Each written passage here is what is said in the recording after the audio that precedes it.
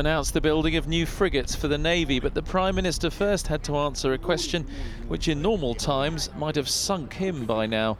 Did he lie to the Queen? Absolutely not. And indeed, as I say, the High Court in England plainly agrees with us, but the Supreme Court will have to decide. We need a Queen's speech. We need to get on and do all sorts of things.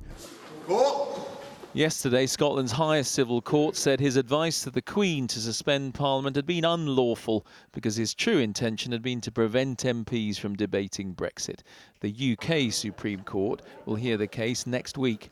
On top of that, his government's been forced to publish a document laying out the possible results of a no-deal Brexit.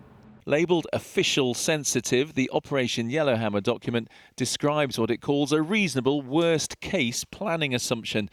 It says there won't be an overall shortage of food, but factors like traffic jams at Dover will reduce availability and choice of products and will increase price. Queues in Kent could disrupt fuel supply in London and the South East. Because of their reliance on the Channel crossing, medicines and medical supplies are particularly vulnerable to severe extended delays. And there's even a warning there might be a rise in public disorder and community tensions. This is a worst-case scenario, which civil servants obviously have to prepare for. But in the last few months, and particularly in the 50 days since I've been Prime Minister, we've been massively accelerating our preparations. If we have to come out on October the 31st with no deal, we will be ready.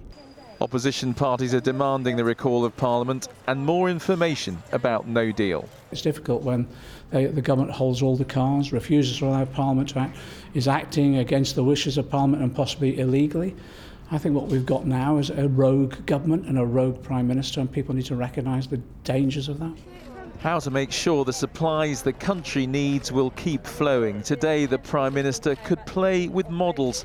In 7 weeks, his government may have to make sure it's working for real.